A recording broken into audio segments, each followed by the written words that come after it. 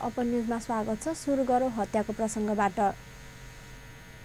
सल्यानको शारदा नगरपालिका 8 मार्केको सिम सडकमा 55 वर्षीय केवली सुनारको हत्या भएको छ। लामो समयदेखि छोराहरूसँग भारतमा बस्दै आएकी उनी 4 दिन अघि मात्र घर आएकी थिइन्। हत्यामा संलग्नको खोजी भइरहेका जिल्ला प्रहरी कार्यालय सल्यानले जनाएको छ। हत्यामा प्रयोग भएको धारिलो हतियार सुनारको घाँटीबाटै बरामद गरेको जिल्ला प्रहरी कार्यालय सल्यानका सूचना अधिकृत गिरिराज भण्डारीले बताउनुभयो। भारतबाट घर फर्किएकी उनीसँग पैसा भएको हुन सक्ने आशंकामा चोरी गर्ने समूहले हत्या गरेको प्रहरीको अनुमान छ। नुवाकोट र सिन्धुलीमा बस पल्टिँदा 2 जनाको ज्यान गएको छ। सिन्धुलीको तामाकोशी गाउँपालिका मूलकोटमा पर्ने रिठे भिरबाट बस खस्दा 1 जनाको ज्यान गएको हो। घटनाको विस्तृत विवरण आउन बाँकी रहेको प्रहरीले जनाएको छ। यस्तै नुवाकोटको सूर्यगढी गाउँपालिका 5 मा बा 2 ख 6656 नम्बरको बस पल्टिँदा 1 जनाको ज्यान गएको छ। दुर्घटनामा 30 जनाभन्दा धेरै घाइते भएका प्रहरीले जनाएको छ। ज्यान गुमाउनेको परिचय खुल्न सकेको छैन।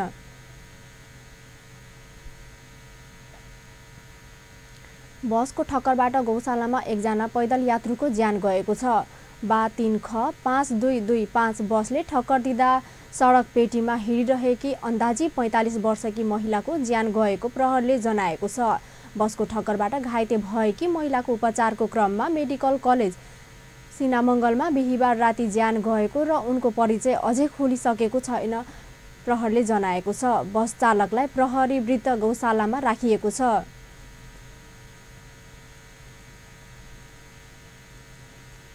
दशैंको तेस्रो दिन आज चन्द्रघण्टा भगवतीको पूजा गरिँदैछ।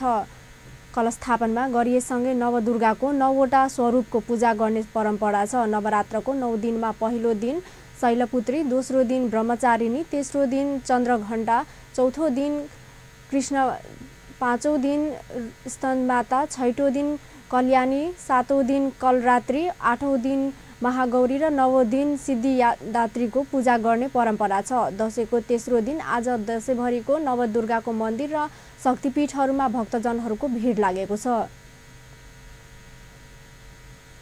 अपन न्यूजमा अब व्यावसायिक विश्रामपछि समाचारमा स्वागत छ। अब बाँकीको प्रसङ्ग। प्रदेशसभा र प्रदेश सरकार सहित मातहतको कार्यालय व्यवस्थापन सम्पन्न कार्यको खर्च र गुणस्तरीयता मापन गर्न प्रदेश सभाकी उपसभामुखको संयुक्तमा संसदीय अनुगमन विशेष समिति गठन गरिएको छ।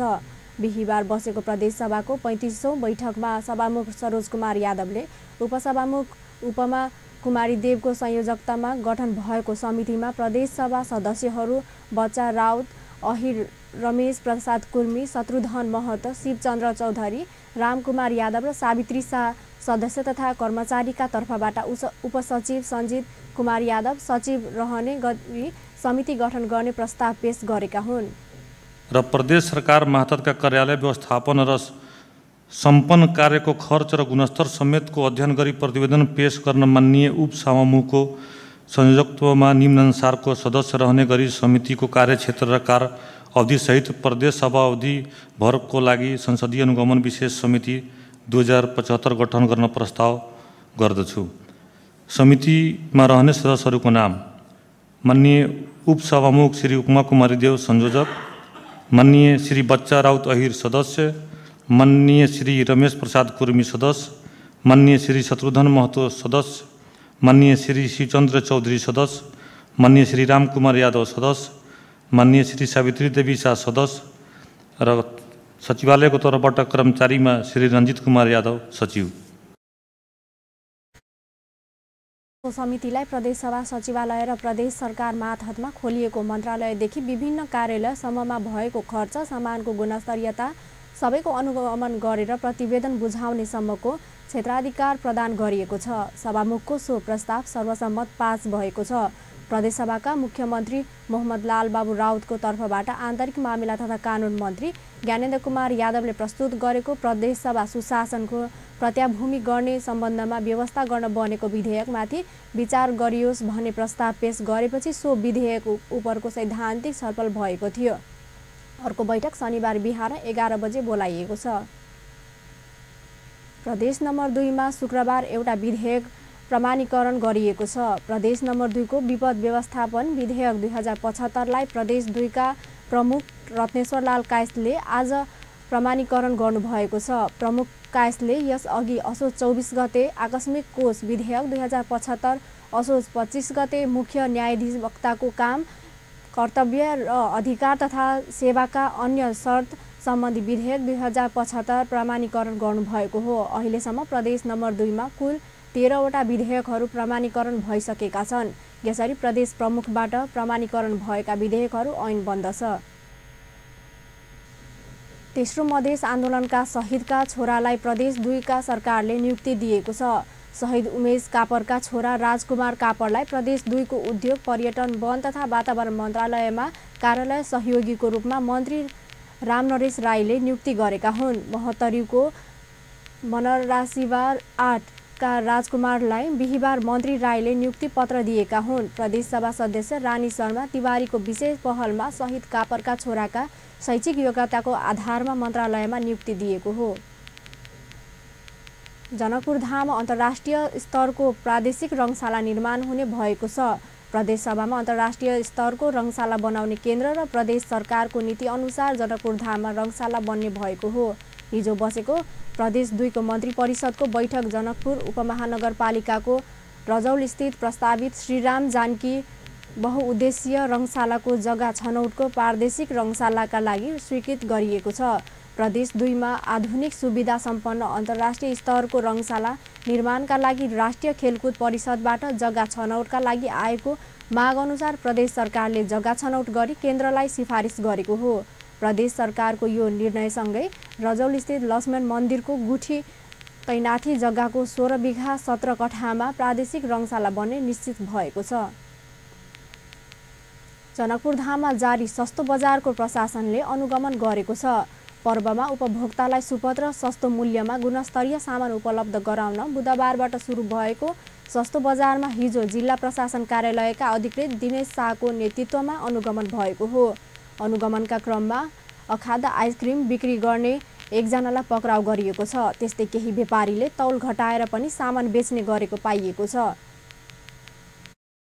सस्तो बजार प्रत्येक वर्ष लाग्छ र सहीको बेलामा जनता उपभोक्ताले सस्तोमा पाओस् भनेर यो हेतु नेपाल सरकारले व्यवस्था गर्छ। यहाँको हाम्रो व्यवसाय सङ्घले पनि यसमा सहयोग गरेको छन्। यसमा केही कृत्रिम घाव भयो अरे, केही डेट एक्सपायरहरू आउँछ अरे, अनि केही खाद्य सामानहरू बिक्री हुन्छ भनेर गुनासोको भरमा र हाम्रो जिल्ला प्रशासन कार्यालयको तर्फबाट जहिले पनि अनुगमन गर्नुपर्ने भएकोले नेपाल सरकारको प्रतिनिधिको नाताले म यहाँ आज अनुगमनमा आएको छु। अनुगमनमा कुनै सामानमा अलिकति वजनमा हल्का 5 ग्राम, 2 ग्राम, 7 ग्राम जति कम जस्तो व्यवस्थामा, अरू सभामा ठिकै पाइयो। आइसक्रिममा एउटा हामी मान्छे समातेछौँ। अनुगमन टोलीले स्टलमा ग्राहकले देख्ने गरी मूल्य सूची झुन्ड्याउन पनि व्यापारीहरूलाई सचेत गराएको छ। अनुगमन टोलीमा गुणस्तरीय तथा नापतौल कार्यालयका प्रतिनिधि वीरेन्द्र उपाध्याय, जिल्ला प्रहरी कार्यालयका प्रतिनिधि शङ्कर कटुवाल, घरेलु तथा साना उद्योगका प्रतिनिधि जितेन्द्र सिंह लगायतका सहभागिता थिए।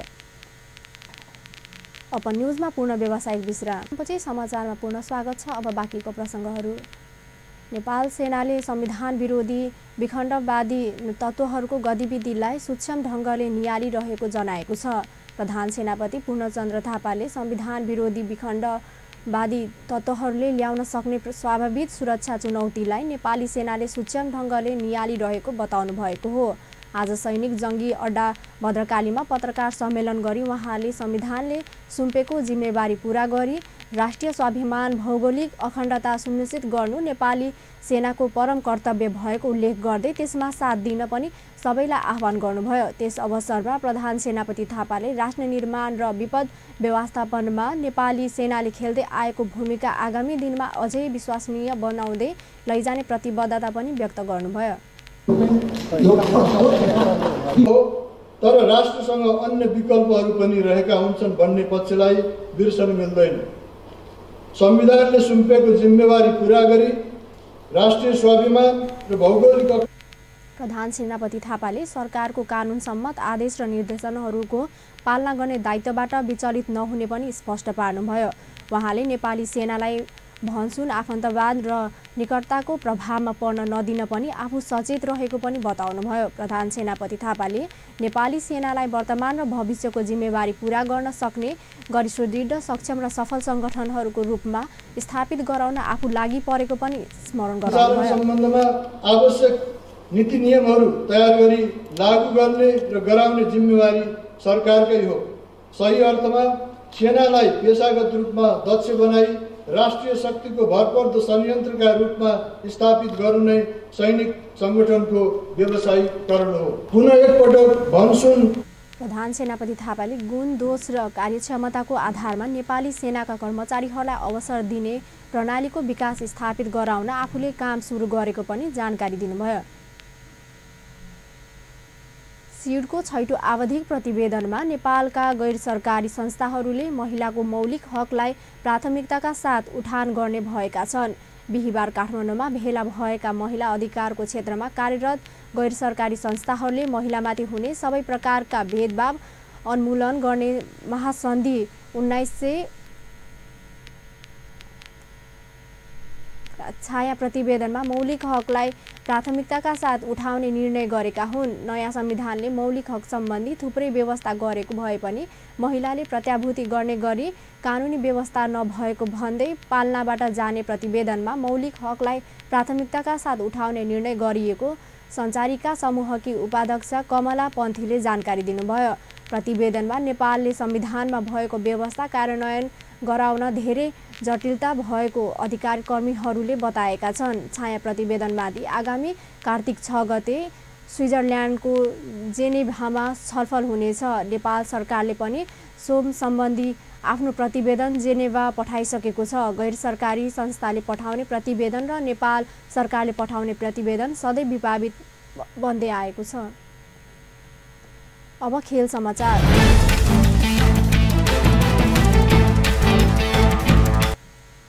मलेसियामा जारी ट्वेन्टी विश्वकप क्रिकेटको एसियाली अब सिजनल छनौटको अन्तिम खेलमा नेपालमा आज सिङ्गापुरसँग प्रतिस्पर्धा गर्दैछ।